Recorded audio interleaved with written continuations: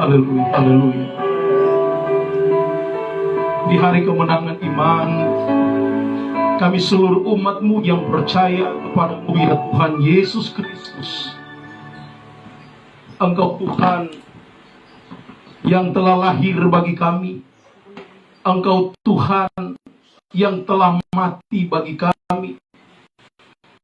Engkau Tuhan yang telah bangkit memberikan kemenangan, kepastian iman kepada kami, orang yang percaya kepada-Mu, bahwa kami menyembah Tuhan yang hidup. Dan kalau kami punya Tuhan yang hidup, maka kami pun hidup. Di segala situasi apapun kami tidak perlu takut, karena kami memiliki Tuhan yang hidup, yang sanggup menghidupi kami di segala situasi apapun kehidupan kami, pun termasuk di situasi COVID-19 saat ini. Hari ini Tuhan, kami umat-Mu yang percaya kepada-Mu di seluruh dunia merayakan kemenangan Paskah kebangkitan Kristus mengalahkan maut. Kami sungguh bersyukur sebagai keluarga besar GBI Volker dan juga GBI Jemaat Rukun Keluarga. Kami bersyukur kepada-Mu Tuhan, walaupun kami beribadah secara online live streaming, tetapi kami yakin dan percaya itu tidak akan pernah mengurangi rasa sukacita semangat kami untuk beribadah kepada Tuhan, termasuk ibadah perayaan Paskah pada kesempatan hari ini Tuhan, 4 April 2021. Saatnya kami mau mendengarkan kabar sukacita, berita Injil Yesus Kristus, perihal tentang kebangkitan-Mu. Ya Roh Kudus, lawat kami bersama dengan kami saat ini.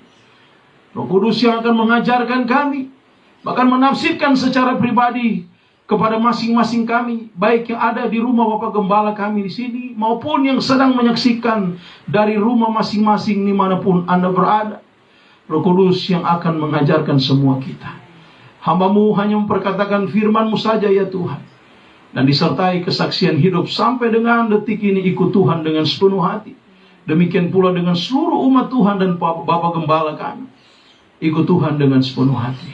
Terpujilah nama-Mu Tuhan Yesus Kristus, sebab Engkau firman yang hidup. Kami sambut kebenaran-Mu. Haleluya. Yang siap diberkati Tuhan sama-sama katakan amin. Haleluya. Shalom. Selamat Paskah untuk kita semua. Mari kita beri tepuk tangan bagi Tuhan kita. Haleluya. Hari ini adalah hari kemenangan bagi kita semua, karena benar kita menyembah Tuhan yang hidup. Amen. Itu bukti bahwa Tuhan yang kita sembah adalah Tuhan yang hidup. Amen. Dan kalau Tuhan kita hidup, pasti saya dan saudara pun hidup. Amen. Di segala situasi musim kehidupan kita, ada Yesus bersama dengan kita.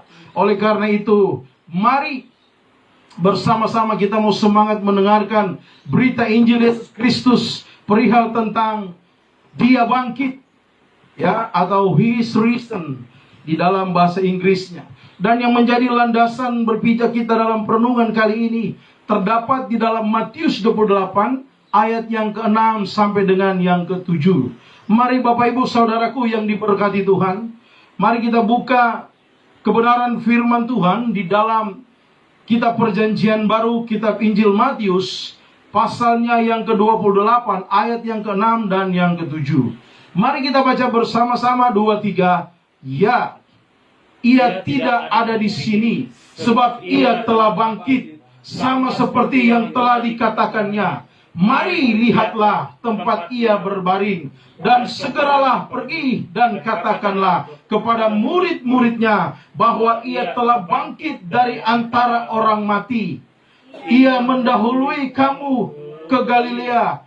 Di sana kamu akan melihat Dia. Sesungguhnya aku telah mengatakannya kepadamu. Haleluya. Beri tepuk tangan bagi Tuhan kita, luar biasa. Saudaraku yang diberkati Tuhan, ayat ini merupakan suatu berita kemenangan bagi kita perihal tentang kebangkitan Yesus Kristus yang adalah Tuhan dan Juru Selamat. Ini merupakan berita yang diterima oleh Maria Magdalena dan Maria yang lain ketika mereka menengok kubur yang ada. Akan tetapi saudaraku, yang terjadi justru sebaliknya. Yang mereka harapkan, mereka ingin melihat mayat Kristus. Untuk kenapa? Untuk mereka rempah-rempahin, untuk mereka datang, kalau sekarang disebut dengan ziarah dan lain sebagainya. Tetapi justru bukti yang ada, ya, ayat 5 berkata, akan tetapi malaikat itu berkata kepada perempuan-perempuan itu, janganlah kamu takut,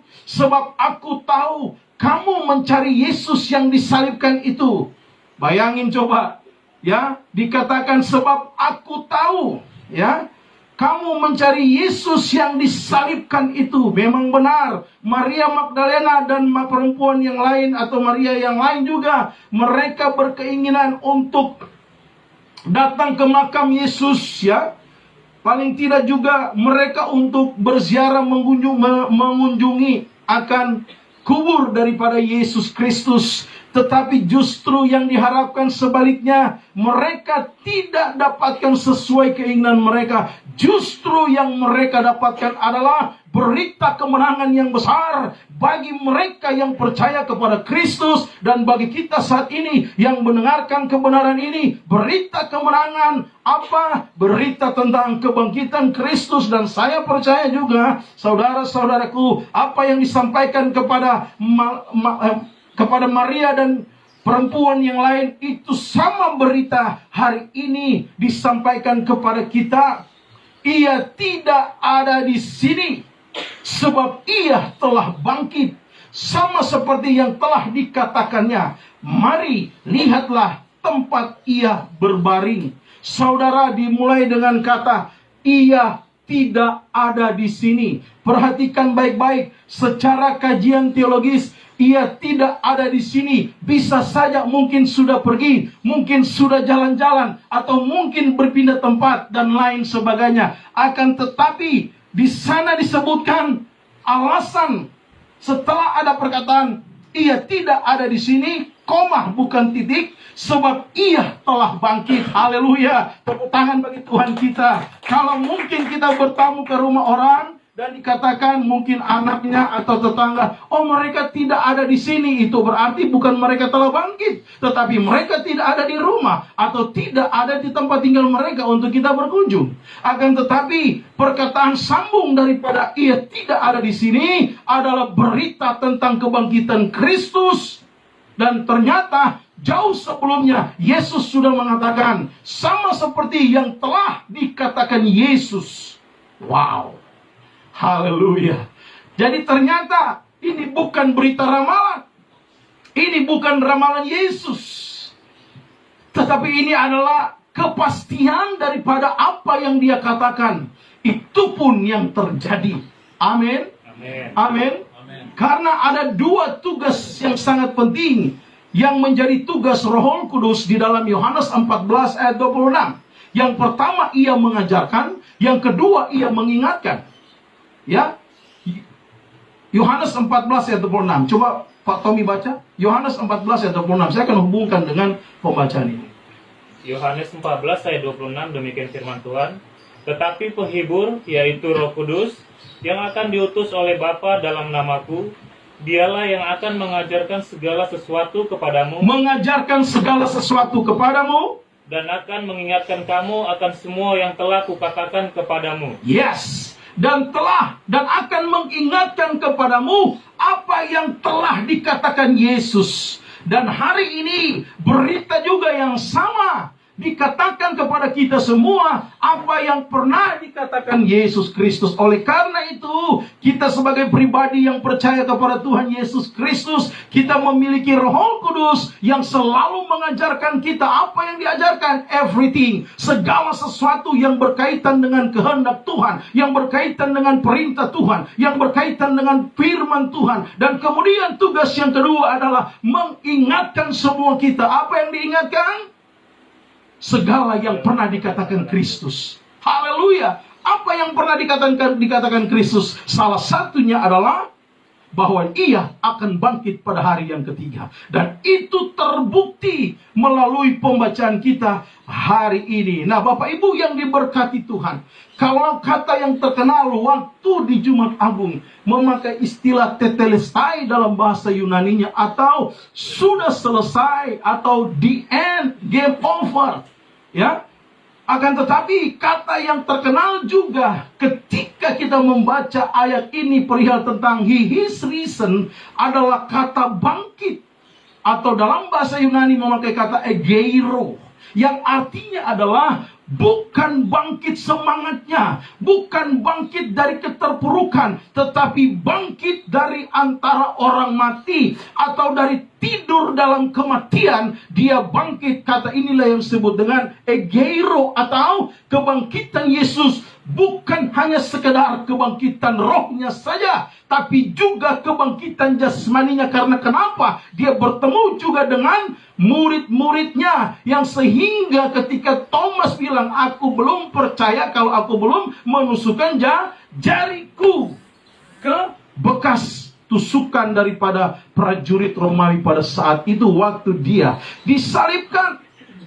Kebangkitan Kristus juga bukan hanya sekedar bangkit dari kematian maut, tapi dengar baik, bangkit dari antara orang mati.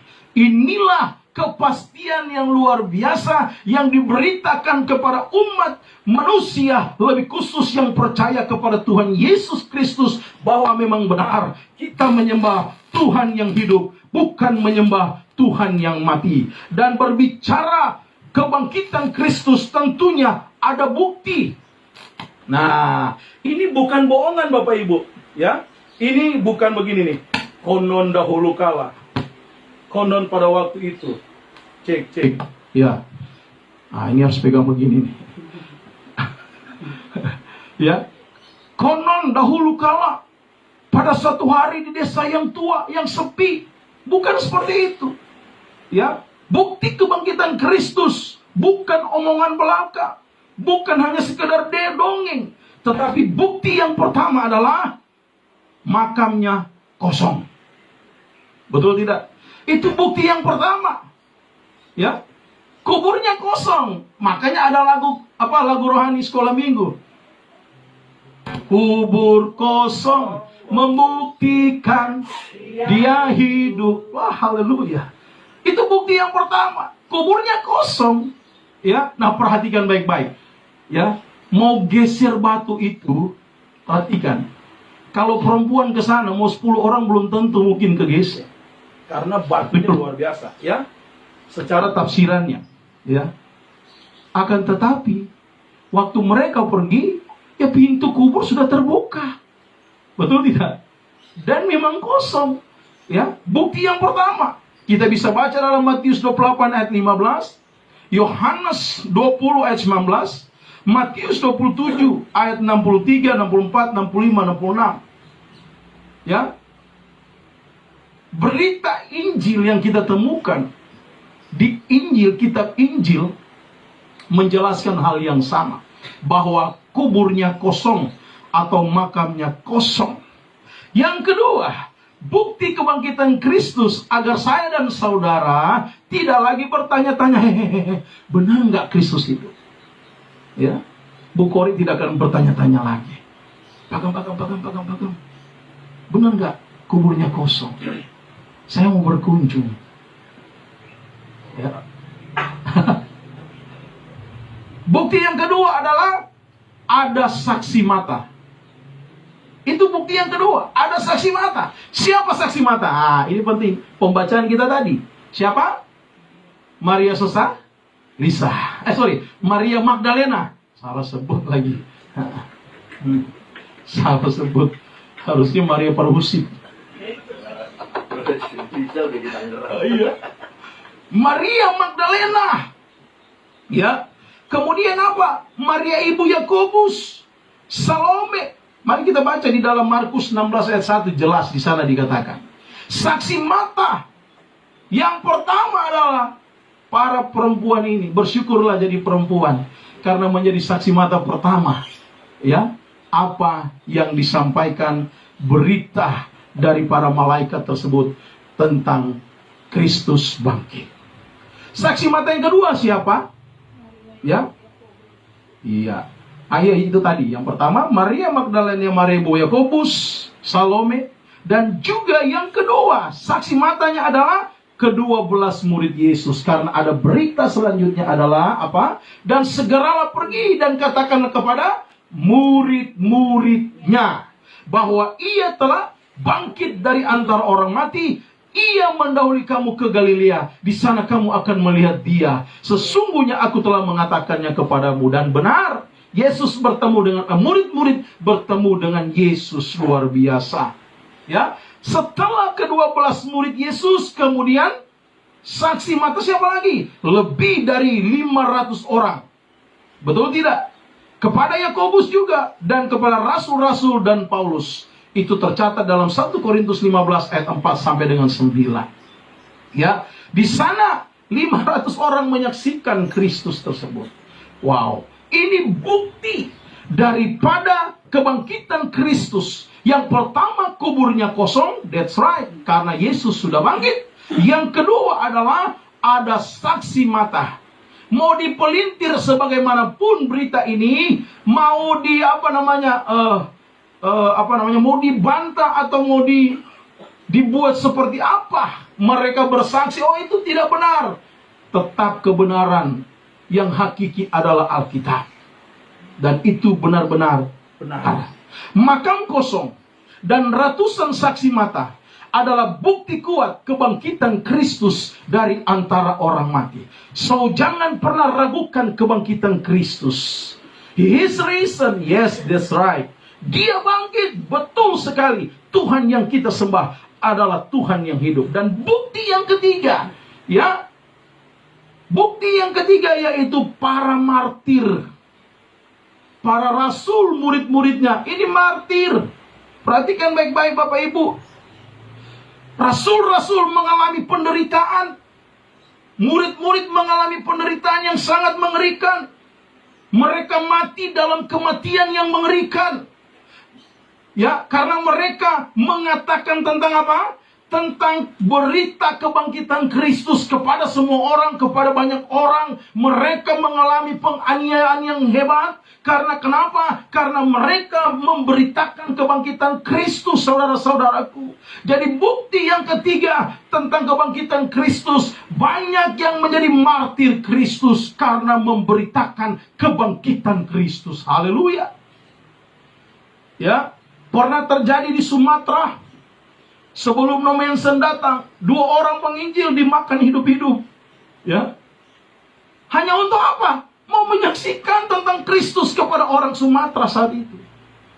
Tetapi after mereka, No Manson datang, Sumatera terima Kristus, terima Injil yang luar biasa. Demikian dengan kami orang Minahasa saat itu, yang disebut dengan bangsa Alifuru. Agamanya adalah Alifuru. Percaya pohon besar, percaya lubang besar, goa besar, batu besar dan lain sebagainya. Ya, semua ada tanda-tanda burung bicara, burung begini. Wah, ini begini. Ini begini semua karena kepercayaan tersebut. Tetapi ketika Tuhan mengutus yang namanya Schwartz, ya, dan Riedel, maka tanah Minahasa menerima Injil. Dimulai dari Langoa, mereka menyampaikan Injil di sana. Dan kepala adat saat itu disebut dengan kepala walak, terima Yesus. Dan pada akhirnya seluruh rakyat terima Yesus saat itu. Luar biasa. Mereka jauh-jauh dari Jerman, dipakai oleh lembaga penginjilan, ya, Sendling dari Belanda, untuk datang ke Indonesia. Untuk apa? Memberitakan tentang kebangkitan Kristus. Haleluya. Dan hari ini berita tetap sama. Di masa modern sekalipun, bahkan di situasi ibadah online seperti ini, beritanya tetap sama. Dari bapak-bapak gereja awal sampai dengan saat kita ini, beritanya tetap sama. Bahwa He is risen. Bahwa dia bangkit. Dia bangkit dari antara orang mati. Dan mereka berani menjadi martir bagi Kristus. Kenapa? Karena orang-orang ini melihat, mendengar tentang berita Kristus bangkit dari kubur. Itulah sebabnya siksaan dan kematian itu sendiri tidak akan pernah dapat menghentikan mereka untuk menyatakan Kristus telah bangkit dari kematian. Haleluya. Dan hari ini berita yang sama tidak akan pernah memberhentikan saya yang berbicara, yang Tuhan percayakan, Bapak Gembala kami, bahkan siapapun Anda saat ini yang sedang memberitakan, bahwa Anda tidak akan pernah berhenti berbicara bahwa Yesus telah bangkit dari kematian. Berikan kemenangan bagi kita orang yang percaya kepada Tuhan Yesus Kristus. Belum lagi kalau kita bicara kematian murid. Waduh, Petrus dicambuk dan disalibkan terbalik. Andreas disalibkan, disalib berbentuk X. Tangannya begini, kakinya begini. Yakobus putra Zebedeus dipenggal. Yohanes dimasukkan ke dalam kuali minyak, mendidih dan kemudian dibuang ke Pulau Patmos. Memang hanya Yohanes yang mati tua, tapi dia sudah lolos, digoreng hidup-hidup dengan minyak yang sangat panas, tapi dia tidak mati. Akhirnya mereka buang di Pulau Patmos. Filipus dicambuk lalu disalibkan. Bartolomeus dikuliti hidup-hidup dan kemudian disalibkan, dikupas. Aduh. Matius dipenggal. Yakobus saudara laki-laki daripada Tuhan terlempar dari puncak bait suci dan kemudian dipukuli sampai mati. Bayangin coba. Kemudian Yudas atau Tadeus ditembak mati dengan panah. Markus diseret sampai mati. Oh haleluya. Ya, diikat dan dia diseret sampai mati. Lukas digantung di pohon zaitun. Kemudian Thomas ditabrak dengan tombak dan dilempar ke dalam api oven. Dan Paulus dipenggal. Dan banyak lagi yang memberitakan Injil sampai ke Asia mengalami penderitaan. Dan bukan hanya Asia, bahkan Afrika, Eropa dan lain sebagainya. Semua hanya mau memberitakan kebangkitan tentang Yesus Kristus dari antara orang mati. Mereka tidak takut walaupun mengalami siksaan. Hari ini mungkin kami tidak lagi dalam situasi seperti itu, mungkin. Tetapi percayalah, menjadi laskar Kristus haruslah punya keberanian menyampaikan berita tentang kebangkitan Kristus. Saudara-saudaraku yang diberkati Tuhan, nah kalau begitu, mari kita maknai akan kebangkitan Yesus Kristus. Di dalam perayaan Paskah hari ini, seluruh jemaat GBI Volker dan juga jemaat GBI Jemaat Rukun Keluarga, mari kita maknai kebangkitan Kristus setelah kita mendengarkan berita secara Alkitabiah tadi, pengajaran yang ada. Makna yang pertama tentang Paskah kebangkitan Kristus, mari kita baca di dalam Roma 1 ayat 3 dan 4. Kita akan temukan makna yang pertama. Saya akan baca lagi Pak Tommy. Roma 1 ayat 3 dan 4. Ya. Roma 1 ayat 3 dan sampai 4, demikian firman Tuhan. Tentang anaknya yang menurut daging diperanakan dari keturunan Daud, dan menurut roh kekudusan dinyatakan oleh kebangkitannya dari antara orang mati. Sebab ia adalah anak Allah yang berkuasa, Yesus Kristus Tuhan kita. Haleluya. Yang pertama makna kebangkitan Kristus adalah Yesus adalah anak Allah. Amin. Anak Allah. Yesus namanya. Sampai di situ saja. Yesus adalah anak Allah. Inilah makna Paskah. Karena dikatakan di dalam Roma 1 ayat 3 dan 4 tentang anaknya yang menurut daging diperanakan dari keturunan Daud dan menurut roh kekudusan dinyatakan oleh apa? Kebangkitannya dari antara orang mati, bahwa ia adalah anak Allah yang berkuasa. Haleluya, praise the Lord. Dia adalah anak Allah yang berkuasa. Ini makna kebangkitan daripada Kristus. Oleh karena itu, iman kita harus sama. Harus tetap eksis, berdiri tegar di masa sukar. Karena kita menyembah Yesus yang hidup, yang telah bangkit dari antara orang mati. Dan bukti bahwa Yesus adalah anak Allah dibuktikan lewat kebangkitannya dari antara orang mati berdasarkan Roma 1 ayat 3 dan 4. Ada yang masih meragukan Yesus adalah anak Allah? Tidak usah ada perdebatan panjang di luaran sana. Engkau yang beriman kepada Kristus, pegang teguh itu saja. Amin. Dan katakan sekali, Yesus tetaplah Yesus. Sekali Yesus tetaplah Yesus. Yes-nya 3 kali. 1, 2, 3. Sekali Yesus tetap Yesus. Yes, yes, yes. Tepuk tangan bagi Tuhan kita. Haleluya. Jangan pernah ragu tentang Yesus yang kau sembah. Jangan pernah ragu akan pertolongannya. Karena pertolongan Tuhan itu selalu tepat pada waktunya dan indah pada waktunya. Jangan cuma suka menyanyi lagu sebab pertolongan Tuhan indah pada waktunya, atau indah rencanamu Tuhan. Pas COVID begini, Tuhan, kenapa terlalu indah rencana ini? Ya, bertanyanya seperti baik, ternyata ada kecemasan di dalam dirinya. Ya, bahkan pun Anda yang mungkin sampai saat ini merindukan yang namanya pasangan hidup, jangan engkau takut, karena engkau menyembah Tuhan yang hidup. Pasti Tuhan akan mengirimkan, memberikan yang terbaik bagi Anda. Amin. Febri Marbun katakan amin. Amin. Amin. Kami selalu berdoa untuk Anda. Amin. Bahkan masalah keturunan, God is delivered. Amin. Tuhan provider kita yang ulung luar biasa. Saudaraku, kalau kita percaya Yesus adalah anak Allah, ini membuktikan kuasanya itu lebih besar dari apapun juga. Amin. Poin yang kedua, makna daripada kebangkitan Kristus adalah Yesus berkuasa atas maut. Katakan amin. Amin. Yohanes 10 ayat 17 sampai 8. Baca lagi Pak Tommy. Ini ada Pak Tommy nih, juru baca.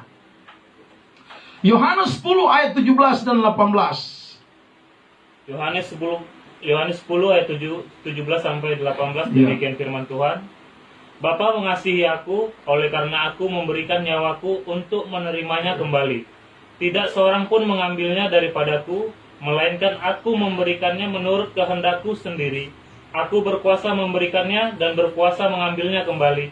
Inilah tugas yang kuterima dari Bapakku. Yes, jelas. Berita lagi yang luar biasa, makna kebangkitan Kristus adalah Yesus berkuasa atas maut. Jelas dikatakan, aku berkuasa memberikannya dan berkuasa mengambilnya kembali. Inilah tugas yang kuterima dari Bapakku. Haleluya. Ini makna daripada kebangkitan Kristus. Yesus berkuasa atas maut. Dan yang ketiga, pasca kebangkitan Kristus adalah perkataan Yesus berkuasa dan terbukti benar. Amin. Bahwa dia katakan dia akan bangkit pada hari yang ketiga. Dan berita yang sama inilah yang dikatakan oleh malaikat kepada Maria Magdalena dan juga perempuan yang lain. Hei, dia tidak ada di sini, koma. Dia setelah bangkit seperti yang telah dikatakannya. Glory, haleluya. Bahwa perkataan Yesus berkuasa. Amin. Nah, sederhana untuk menafsir perkataan Yesus yang berkuasa. Apa yang Yesus katakan di dalam Alkitab, engkau ucapkan, maka itu berkuasa. Amin. Amin. Kalau firman Tuhan katakan, jangan khawatir. Yesus katakan, janganlah engkau khawatir. Katakan, hei Stephen Palit, jangan khawatir. Maka firman Tuhan itu berkuasa. Karena Yesus perkataannya berkuasa. Amin. Kemudian, makna yang keempat, ya, kita bicara makna. Yang keempat adalah nubuat dalam perjanjian lama digenapi. Yang setuju katakan amin. Amin. Ya, semua nubuat yang ada di perjanjian lama telah digenapi. Bahwa Yesus akan lahir dan mati dan bangkit dari antara orang mati pada hari yang ketiga. Itu tergenapi. Glory, haleluya. Yang kelima maknanya adalah kebangkitan orang mati itu benar ada. Amin.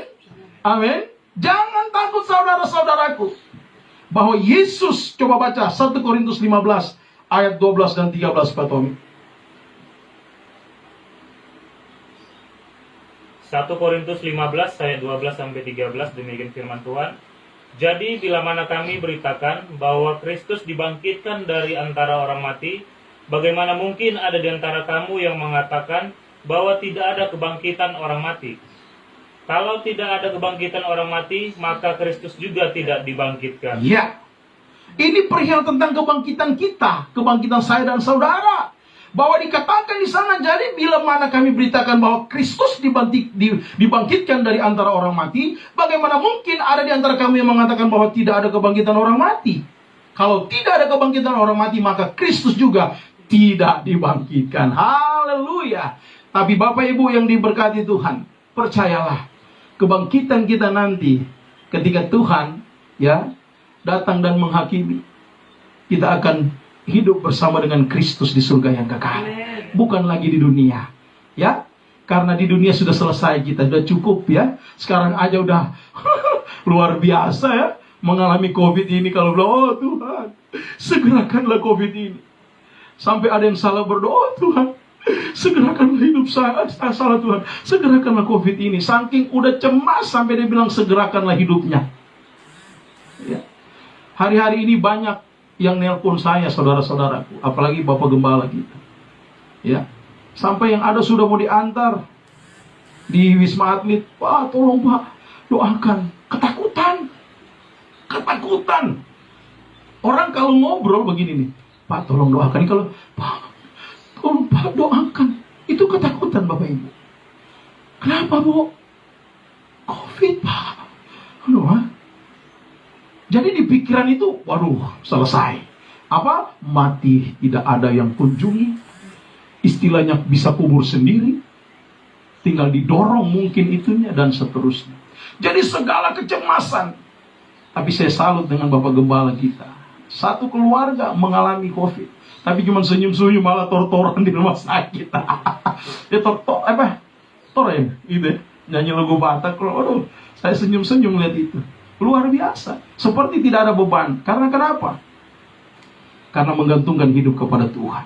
Yang keenam, kepastian anak-anak Tuhan atau saya dan saudara sebagai orang percaya pasti akan dibangkitkan untuk beroleh hidup yang kekal. Dalam pembacaan tadi di 1 Korintus 15, tetapi ayat yang ke-22 dan juga ayat 23, saudara-saudaraku, karena sama seperti semua orang mati dalam persekutuan dengan Adam, demikian pula semua orang akan dihidupkan kembali dalam persekutuan dengan Kristus. Tetapi tiap-tiap orang menurut urutannya. Kristus sebagai buah sulung, sesudah itu mereka yang menjadi miliknya pada waktu kedatangannya. Berarti ada jaminan kebangkitan yang diperoleh oleh saya dan saudara yang percaya dan mempercayakan hidup kita kepada Tuhan Yesus Kristus. Kita akan dibangkitkan untuk beroleh hidup yang kekal. Dan saudara-saudaraku yang diberkati Tuhan, ya, yang terakhir, makna daripada kebangkitan Kristus adalah pengharapan kita orang yang percaya itu sudah tepat kepada Kristus. Amin. Pengharapanku hanya Yesus saja. Ya, hanya Yesus saja. Bapak Ibu, perhatikan baik-baik. Diberkatilah orang yang mengandalkan Tuhan dan yang menaruh harapannya kepada Kristus. Yeremia 17 ayat 7. Jangan dipisah kalimat ini. Banyak orang hanya suka memakai diberkatilah orang yang mengandalkan Tuhan. Tetapi kalimat berikut dan yang menaruh harapannya kepada Tuhan itu tidak dipakai lagi.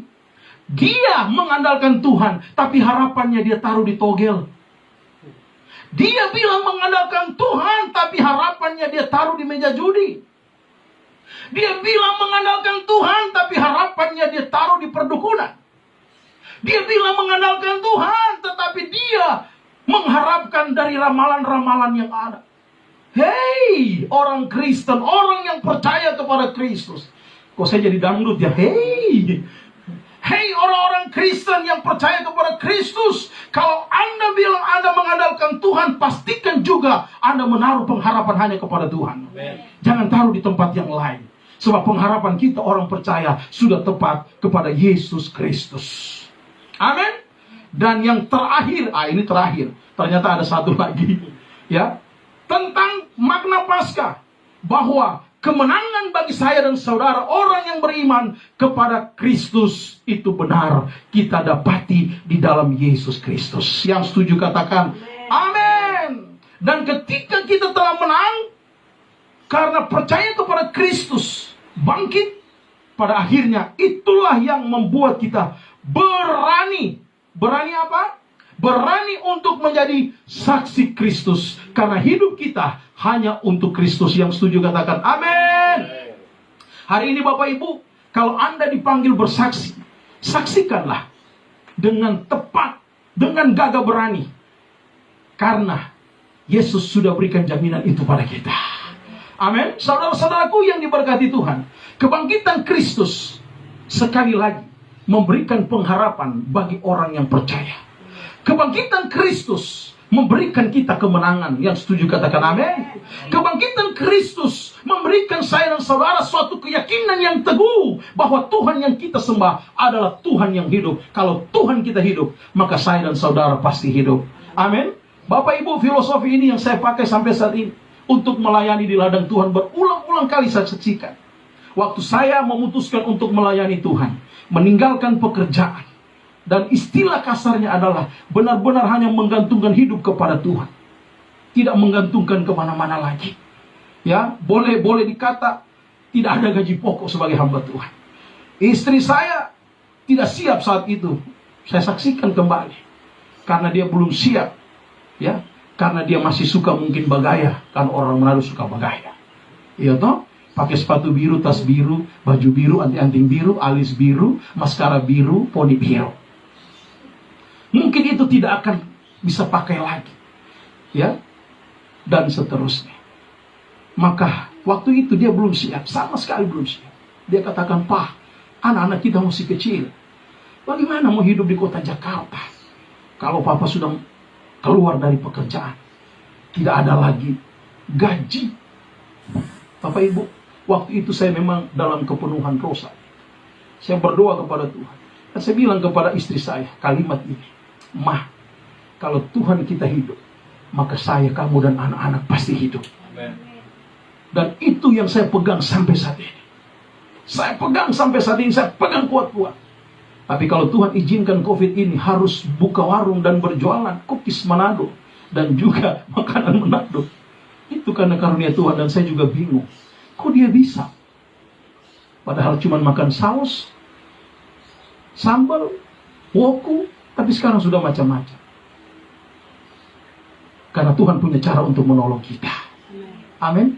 Nah, saudaraku yang diberkati Tuhan, kebangkitan Kristus menjadikan saya dan saudara sebagai pribadi Kristen yang kuat dan sejati, yang paham bahwa Kristus benar-benar mati secara fisikal, jasmani, di kayu salib untuk menebus hidup kita, membayar seluruh dosa-dosa kita, dibayar lunas, mati dan dikuburkan, dan pada hari yang ketiga sungguh-sungguh benar-benar egero, benar-benar dia bangkit dari antara orang mati, bangkit dari kematian, bangkit dari dan mengalahkan maut.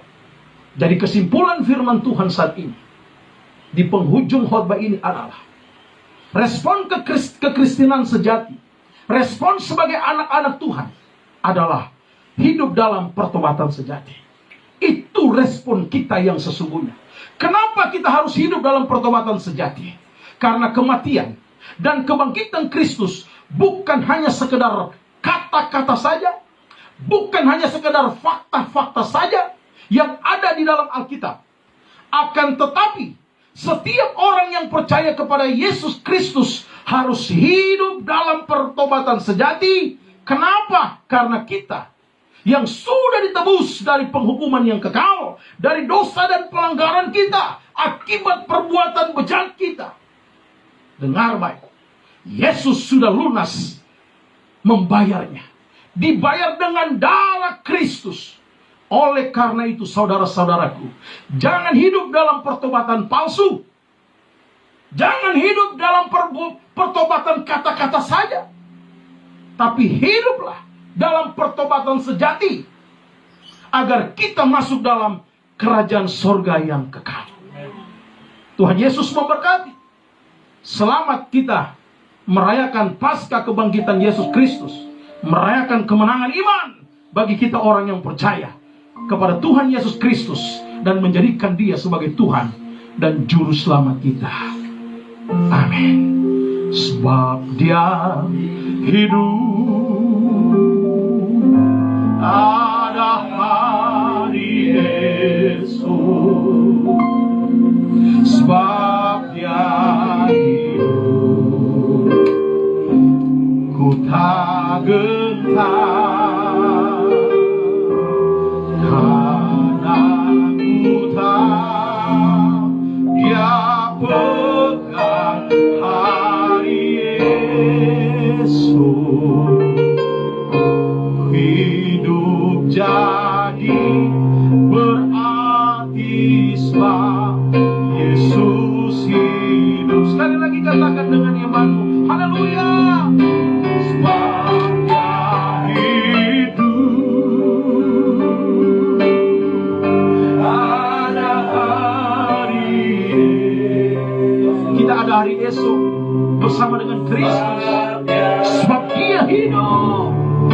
Jangan pernah takut, jangan pernah gentar untuk menghadapi dunia ini, untuk memberitakan Injil kematian dan kebangkitan Kristus. Dia pegang hari esok. Hidup jadi berarti sebab Yesus hidup. Hidup jadi berarti sebab Yesus hidup. Hidup jadi berarti sebab Yesus hidup.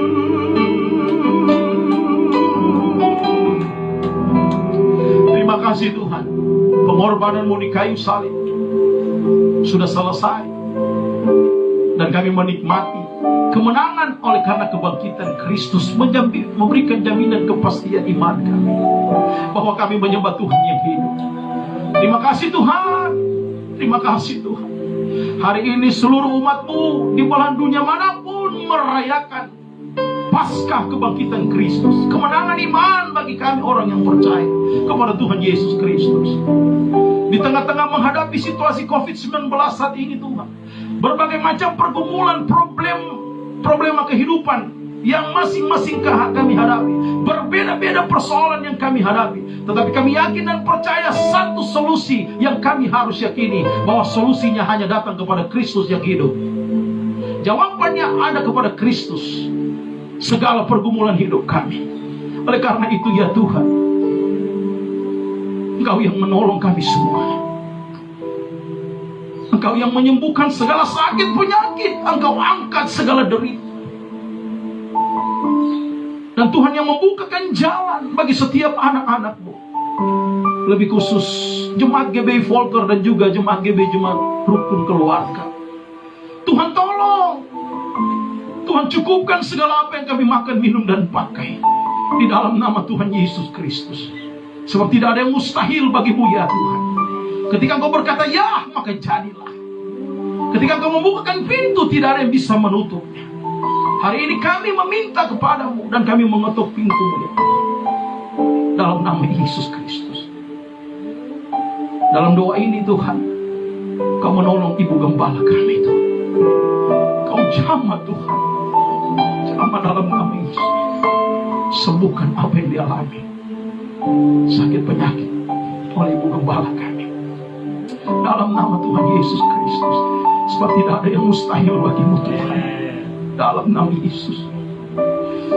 Bertubi-tubi harus menghadapi pergumulan hidup ini, tapi kami yakin dan percaya Bapak Gembala, Ibu Gembala, dan anak-anak yang terkasih adalah biji mata-Mu ya Tuhan. Kau tidak akan pernah meninggalkan mereka, sebab sudah terbukti dan teruji Tuhan. Oleh karena itu Tuhan, turunlah belas kasihan kepada Ibu Gembala kami, juga Bapak Gembala kami, dalam nama Tuhan Yesus Kristus.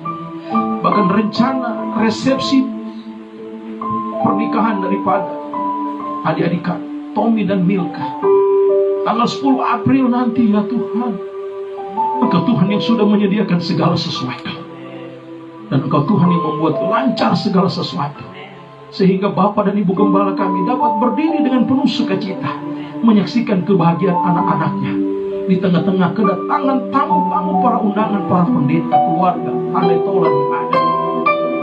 Dan semua Tuhan mengadakan itu Terima kasih Tuhan, terpuji namamu. Jemaat Tuhan diberkati. Jemaat Tuhan dibukakan jalan. Jemaat Tuhan dihiburkan, dilegakan di dalam nama Tuhan Yesus Kristus. Dan pada akhirnya kami menjadi orang yang sangat-sangat pemberani karena memiliki Tuhan yang hidup, yang memampukan kami dengan kuasa-Nya. Di dalam nama Tuhan Yesus Kristus yang telah bangkit memberikan kemenangan kepada kami, kami sudah berdoa dan mengucap syukur dan sudah terima berkat Tuhan. Haleluya. Yang sudah diberkati Tuhan, sama-sama kita katakan amin. Tuhan Yesus memberkati. Saya pribadi dan keluarga mengucapkan selamat Paskah. Tuhan memberkati. Shalom. Shalom.